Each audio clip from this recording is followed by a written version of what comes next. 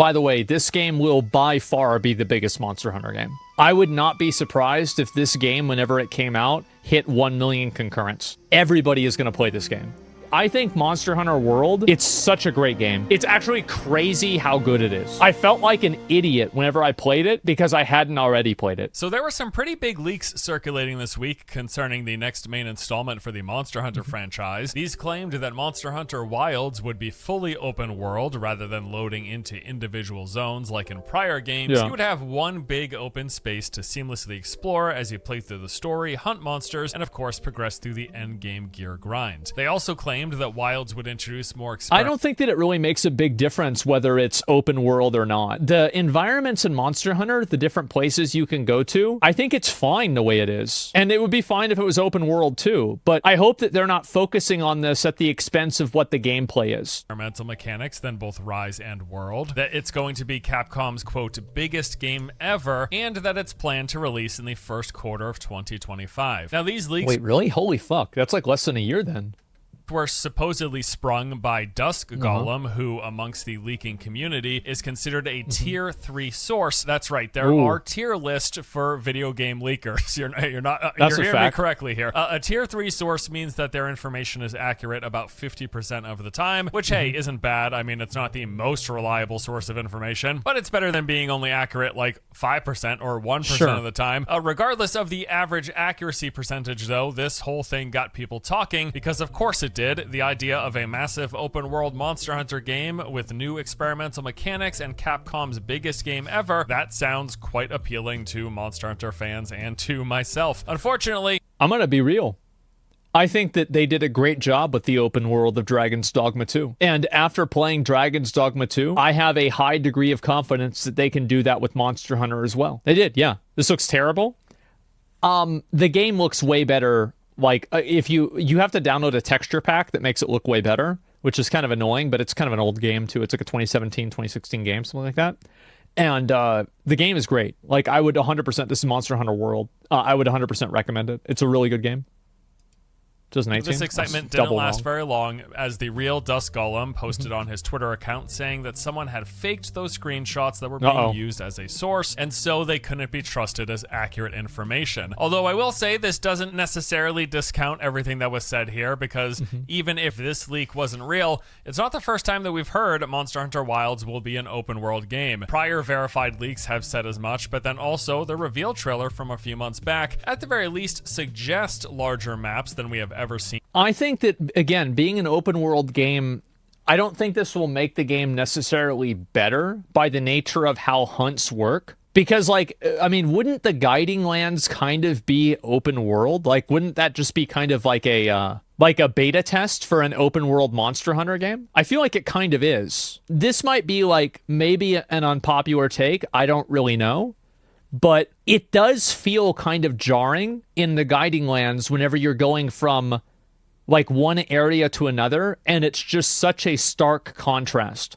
Because I think one of the best things about Monster Hunter is the fact that the game is like intuitively cohesive. And whenever you're landing into different areas, you don't have to worry about the scene change effectively.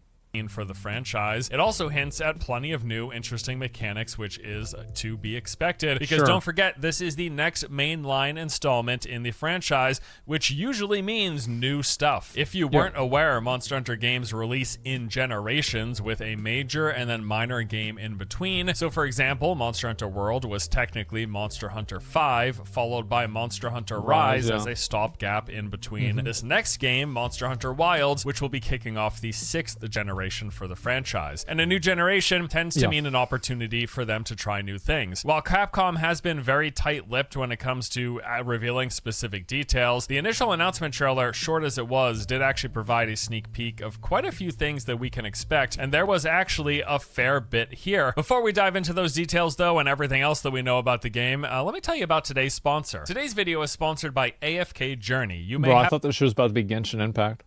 Have heard of its predecessor, AFK Arena. Well, this sequel Why did everybody get sponsored by this game except me? And like now I'm effectively getting sponsored by it because I'm watching other people's fucking ads, and I'm the only person not getting paid here. to build upon that with some new innovative This is features and ridiculous. novel offerings. This isn't just an idle game, though. It's also an RPG where you embark on a journey and explore a fantasy 3D painted world. You'll play as the legendary mage Merlin, engaging in tactical battles and solving puzzles to unravel the mysteries of the world. From the Golden Wheatshire to the Veduso Mountains, you'll explore large, diverse maps, meet interesting NPCs, and collect heroes from 6 different factions. You can collaborate with guildmates in sandbox GVE or match with strangers on big maps and dungeon adventures. You can also partake in many side activities such as Honor Duel, Dream Realm, Legend Trail, Arena, and more. AFK Journey officially releases with over 40 free heroes, including epics, giving you a wide array of options. Additionally, crazy. you'll receive over 200 plus free pulls by progressing through the game and completing events. AFK Journey is free to play, available now with the PC version, downloadable from the official website, and mobile versions on the iOS and Google stores. If you'd like to learn more, go ahead and check out my link in the description below. Using the code AFKJourney88 gets you 100 diamonds and 18,888 gold coins. Okay, so what do we know one about thing that's Monster nice Hunter about that game is like it doesn't have the same type of like anime gacha style as a lot of the other ones. Well, most of it does come from the reveal trailer, as well as a few additional sources of news and some, yes, leaks, but this time verified, that we've picked up over the past couple of months. Now, since the original trailer was revealed, we've had internet sleuths going through and dissecting every single pixel on every single frame, and from this, a lot of information has been pulled. So for one, yes, if it's not a fully 100% completely open world with seamless zones, we do at the very least expect that Wilds is going to feature zones that are significantly larger in size than any of their prior games. We had a few different shots displaying what I mean, yeah, I feel like that you could probably expect places like the Guiding Lands in terms of scale. And I think also the zones in Monster Hunter World are pretty big. I mean, it's not like they're arenas.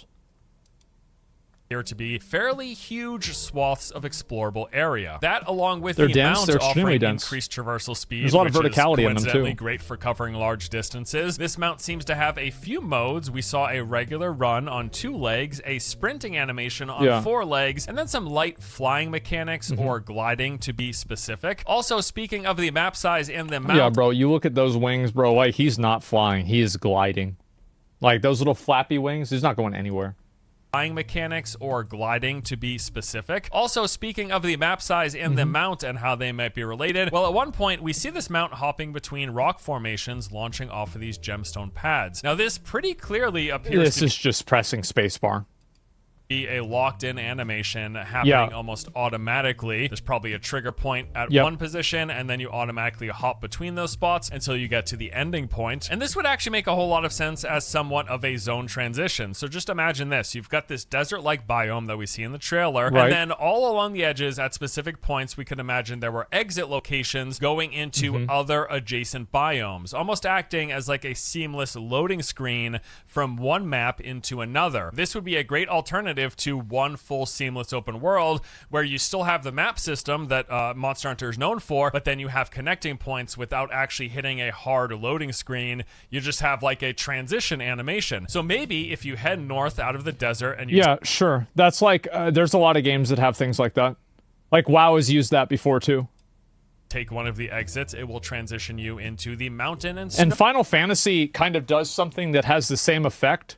Like for different phase changes in Final Fantasy, what they do, Ouroboros, and that's a great example, is that a lot of times whenever they want to do a scene change on a boss fight, they cover the entire screen.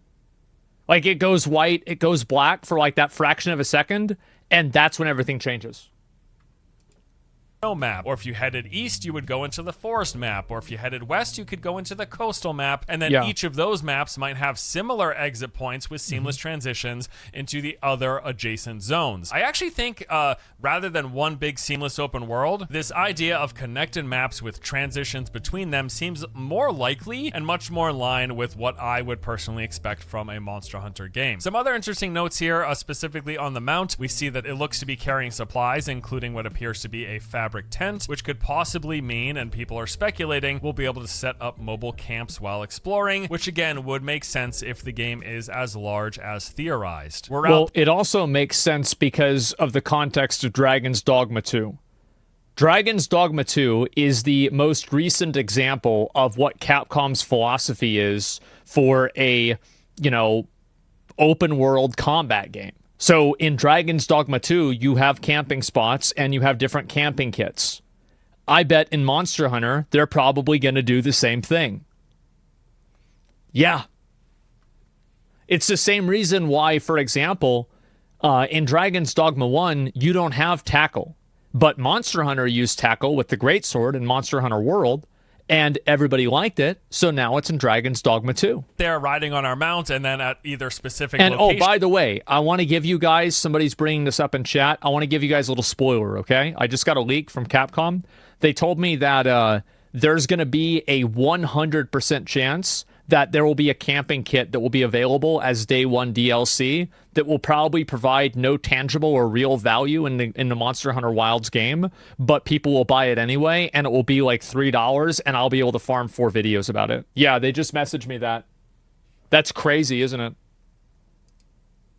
Or just wherever we want, we can maybe set up a camp, and then this would allow us to cook food and get supplies, and maybe even possibly swap weapons, because there is the idea of weapon swapping teased in the trailer too. We can see the player in the trailer is quite clearly carrying a greatsword on their back. However, on the side of the mount, we do see what appears to be a light bow gun inside of a holster, hinting at the idea that we might possibly, while out on hunts, be able to swap from one weapon to another, thanks to the mount carrying an alternative for us. There will likely be some restrictions here, but it doesn't. And this is, again, evidenced by Dragon's Dogma 2 and the Wayfinder vocation. So the Wayfinder vocation is basically you can use different weapons that need different abilities. A Wayfarer, not Wayfarer. There you go. The Wayfarer vocation, like, that works the exact same way. Greatsword and hammer. I don't know what I would do. I think that I would probably go with greatsword and, like, I never played the heavy bowgun or the light bowgun, but I watched a couple of videos with it, and that looked really fun. So I think I would probably use the 2 of those. You're like weapon swapping from one class to another in the middle of a hunt would be something that we will be hammer stuns Wilds, into a greatsword attack would be good too, though. Other things noted from the trailer is monster density. It seems like we will be getting an increased variety of this. In one shot, we can see upwards. I hope that they tone down the monster density from Dragon's Dogma 2. I think that there's too much monster density in Dragon's Dogma 2. Maybe this is like an unpopular opinion, but there's a lot of it. And I know you need more. I think there should be areas where there's more. But I mean, as a baseline, I feel like it's maybe a bit too high. I like it. I don't mind it, but I feel like especially for, like, as newer players, people might get overwhelmed. It gets tiring. Yeah, that's my opinion. Every 5 steps you get an encounter. I hope they turn it. I'm not saying tone it down and make it like Dragon's Dogma 1. I'm saying, like, make it in between. The 40 monsters with a mix of predator, prey, and endemic life. This number of monsters on display in one single space is much larger than is typical for Monster Hunter games. Territory wars appear to be returning as well. This was a big feature in Monster Hunter World. In the trailer, we can see these large furry predators attacking the armadillo, or rather the pangolin-looking creatures here. We also see what looks to be dynamic weather patterns. So first, this and this was one thing that I really liked about Monster Hunter World, and this was done intentionally by Capcom, is they created a living ecosystem with each zone that they were in. Like, for example, the Baroth starts in, like, the mud pits, and then it moves around in the mud pits, and then the Jorantodus is, like, in those mud pits, and then it moves up to the top, and then you have, like, the Jagras that eats the what are they called? I don't know, the weird fucking things that are right at the beginning of the game. But yeah, Aptoth, yeah, there you go. Kestodons. I was thinking Kestodons. Yeah, he eats those. And so, like, or the Ankylosauruses, basically what those are. That creates, like, it feels like you're in a world. And I think that's something that, it's one of those things that doesn't matter, but makes a huge difference. It's so hard for me to explain the value that adds to a game. And I don't think that I really can. I haven't thought about a good way to explain it. Cloud rolls in, engulfing the player, and then followed yeah. immediately by a lightning storm. And the storm appears to not just be visual in nature, but also impact the environment and monsters. We can see lightning striking a monster at one point and appears to enhance them as well, probably making them stronger. And then there's also a brief clip of these pillars getting struck by lightning, and maybe that then also stores the lightning, and potentially players can make use of it, either by forcing monsters to run into these lightning pillars once they're charged, or maybe you could charge your weapon on the lightning pillars. There's all sorts of possibilities here. And as for the hunter, we did make a couple of notes. I think that they should be really careful about making whatever their gimmick is. Like, for example, you had the clutch claw. Making the gimmick contrived, or making it kind of dictate the direction of gameplay too much. Like, for example, I think the fact that you have to tenderize parts with the clutch claw, that's too much. The clutch claw is really cool, but the fact that you need to do the tenderizing, and the fact that clutch clawing onto a boss will reset its stagger timer, this is clearly a bug. And it should not function that way. Logically, there's no reason why that should happen. So I just hope that they don't let that happen again. Notes for hunter equipment. Now there's the obvious I know that. weapon, and they've got their armor, but then we also see a slinger like the one used in Monster Hunter World, and what appears to be a scout fly cage. The slinger, of course, used for hurling various projectiles at monsters, and then the scout fly cage is used for helping. I think the slinger was very well liked by most people. I think the slinger makes sense as well. Like, you know, you have like the old school, like fucking, you know, David and Goliath. What did David really use the sling for? Well, he used it for hunting animals, not killing people. So yeah, that's like one of the oldest stories ever. The aesthetic of using a sling to like hit monsters and then using different tools with the sling, I really think that's good.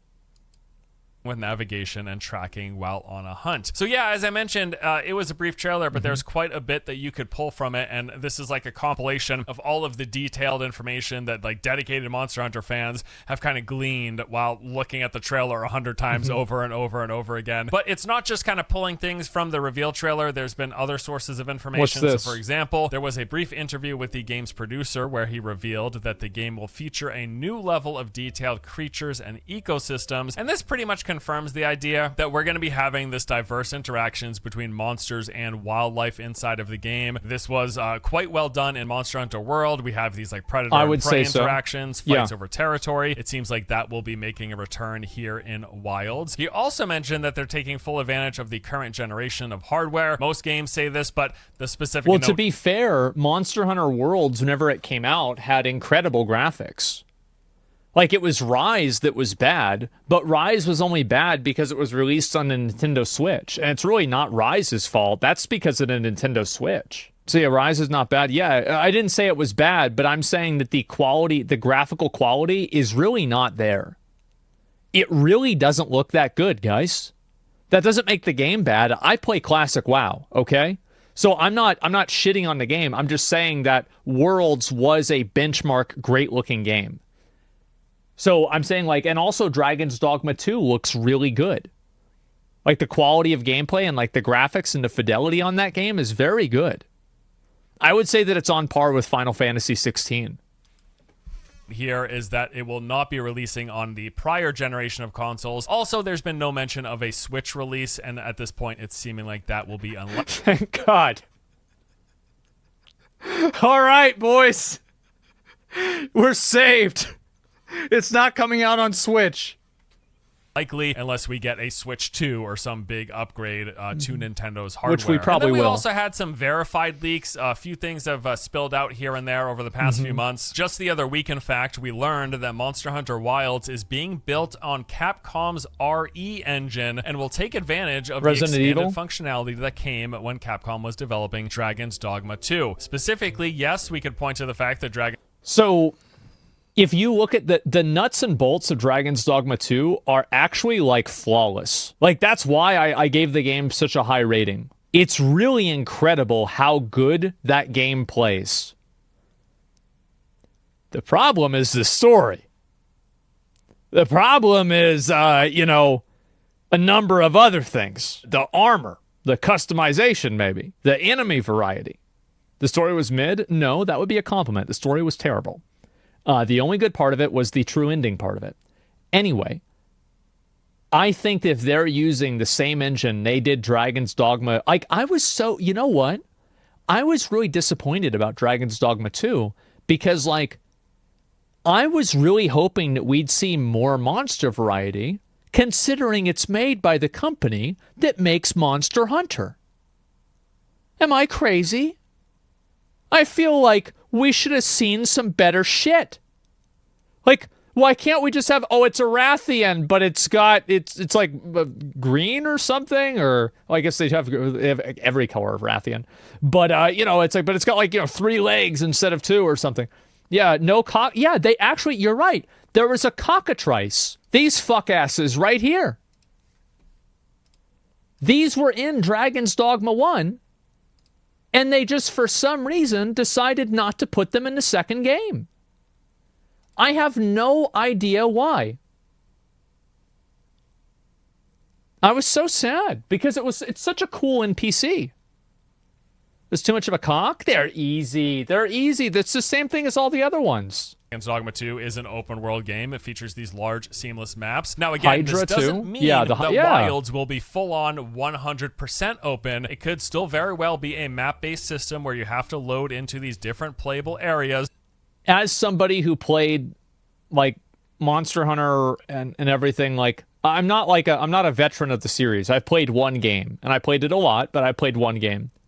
The game being open world, I would like that more, but ultimately, I care about it being open world as little as I care about the story in Dragon's Dogma 2. It is like such a non-factor to me about whether I'm going to enjoy the game or not. But as I mentioned, this would work great for these like transitions. A great example that's even more extreme than that is Grand Blue Fantasy Relink. Grand Blue Fantasy Relink is basically a weebier version of Monster Hunter that actually has some really great... I'd recommend the game. I think it's a great game. But it has like almost no exploration at all.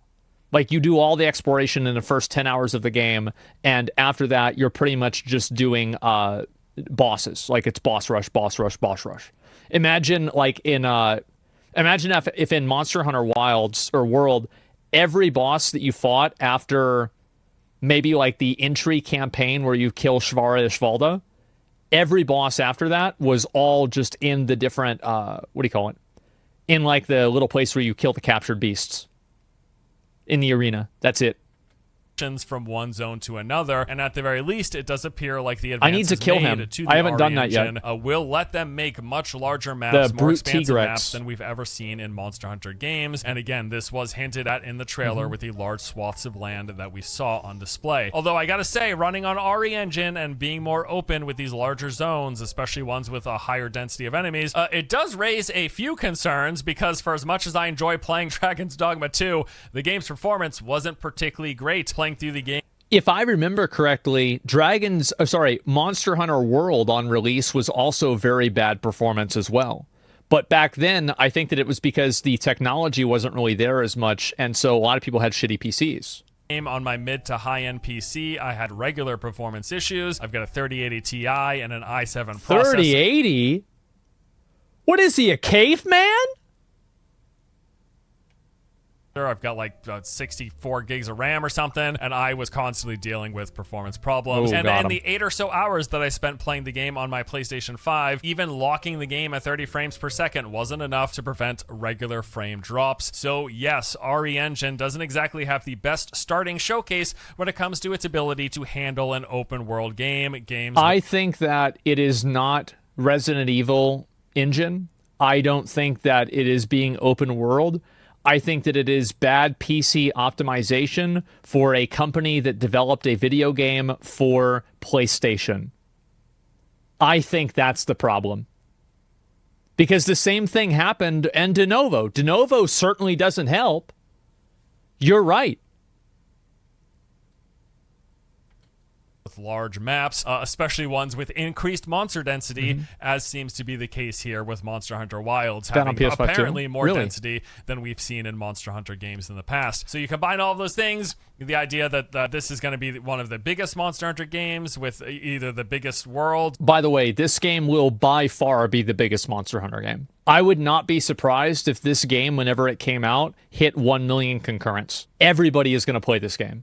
It's going to be fucking insane. Open world with the increased monster density. Running on RE Engine. It leaves me a little bit concerned, but I guess on the plus side, we are at least a full year away from the launch of Monster Hunter Wilds, and hopefully in that time, they can make continued improvements to the engine, they can optimize things, and Dragon's Dogma 2 gets better, but then also, if Wilds is in fact running on RE Engine, hopefully that game... There's one thing I really hope they avoid. I just saw that was like the skip with the slinger burst to like skip to true charge slash. I don't like that gameplay.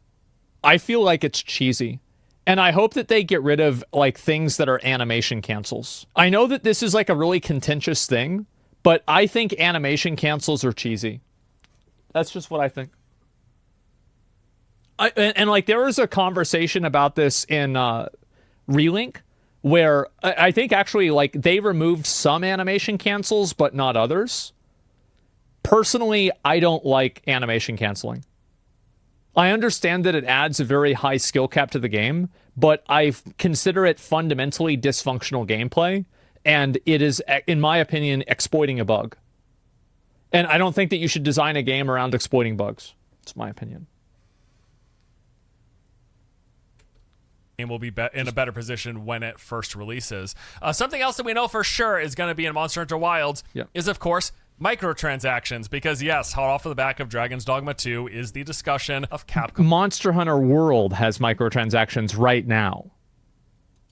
Releasing games with day one microtransactions. This has been the case for a while now, for better or worse, and it doesn't seem like it's changing anytime soon. I don't even know why I would say for better. It's just for worse. It's just for worse, the fact that they're launching all of their games with microtransactions. I think that it's literal dog shit. I think it's a Capcom military, CIA, lizard man, Hillary Clinton, Illuminati psyop to add microtransactions into every single video game in order to make players create so many false positives about getting mad about microtransactions that don't matter, that you create a culture of accepting microtransactions and them being normalized, and then in 5 or 10 years you transition over to then using the microtransactions and making them stronger. But because people have already normalized them in their head and people don't like changing their perception on things, people stick to being okay with them because they don't want to admit that they were taken advantage of. I think that's what's going to happen. I think Capcom could be doing that. But I don't think they will be doing that with Monster Hunter Wilds. I don't think there's going to be any microtransaction in the game that will provide you with a tangible large advantage that you couldn't just get through playing the game for like 5 minutes. As like worthless, as unimportant, as unimpactful as they might be, they don't make the games better, that is for sure. They don't. So yes, just like and that's I'm so fucking glad he said that. Because if you get down to brass tacks, they do not make the game better. World, just like Monster Hunter Rise, just like plenty of other Capcom games in recent memory, you should expect day one paid for content in Monster Hunter Wilds as well. I gotta say though, I am hopeful, really hopeful for this game. The microtransaction conversation aside, you know, Monster Hunter World was really successful. In fact, it was the most successful game in Capcom history. It sold over 25 million copies since it released in 2018. Keep in mind, for context, Capcom recently announced that Dragon's Dogma 2 sold 2.5 million. Now, obviously, you're comparing a game that's been out for like a month or a few weeks versus a game that's been out for many years. However, Monster Hunter is a lot bigger than Dragon's Dogma 2. It is. Like, it's just so much bigger. Dragon's Dogma is still kind of, it's like niche. The game remains insanely popular, averaging a peak daily concurrent count of nearly 100,000 players on Steam alone. And Let me see about that. I don't know if that's true. I know it was true, but is it still true? Son of a bitch, it's true. Holy shit, man. it's still peaking at close to, look at that, almost 100,000 players. That's awesome. I mean, I'll tell you this. I think Monster Hunter World, I think it's better than Dragon's Dogma 2. It's such a great game. Like, it's actually crazy how good it is. I felt like an idiot whenever I played it because I hadn't already played it. Tectone was right. Is not the only platform that people are playing Monster Hunter World on. It's really impressive. In fact, the most recent Monster Hunter game, Rise, which released a couple of years ago in 2022, that doesn't come even close to the numbers that Monster Hunter World reached. It was only being sold on one platform. I mean, come on. The point of this being, with how successful... It did get added to PC, but it was way later. World was, and with it being such a big deal for Capcom as the 5th major installment in Monster Hunter, the pressure is on for Wilds to deliver, as this is their 6th next major entry in the franchise. So yeah, I do expect them to take some big swings. I expect them to try some new things, but I also expect them to have it feel similar enough so that all of the new fans that World picked up are going to be comfortable with the game. So yes, like I really hope that they don't modernize the game and remove features like sharpening weapons, because like, again, it's something that's very annoying. The only thing I would be okay if they removed is the animation lock of sheathing your weapon, because I just think that it feels really bad. But also, I only really felt like that because of Alatreon and how fast he was. I've never had that problem on any other boss. Yeah, in all iterations, yeah. And like, the thing is, you used to hate that. Well, I did, but the thing is, like, in a lot of games, so this is why I'm okay with sharpening your weapon in Monster Hunter, and why I'm okay with it. It's because, so there are so many games that have a binary pass-fail system for survival mechanics. So like, for example, do you have enough food or not enough food? If you don't have enough food, you're dying. If you do have enough food, you're not dying. But the reason why Monster Hunter was good is the same reason why Valheim was good. It's because it turned the metagame of survival mechanics, and it created a positive outcome that they could have, like with the food buffs in Valheim, that you had control over. So you could choose to, focus more on sharpness. The way that you attack with sharpness matters. Like, all of these things matter. And so the one mechanic isn't just a binary pass-fail bullshit mechanic. It's something that has like multiple different layers of nuance that you can approach in a different way. And that's why I was okay with the sharpening mechanic in Monster Hunter once I understood it and I got more used to it. The problem is pass-fail mechanics. Those are the ones that aren't fun. They can't take it out because of bone weapon sharpness. Well, they're not going to take it out. Sharpening is also spectrum and not binary. Yes, correct. In Lies of P, it's trash. Yeah, that's a great example. In Lies of P, sharpening is trash.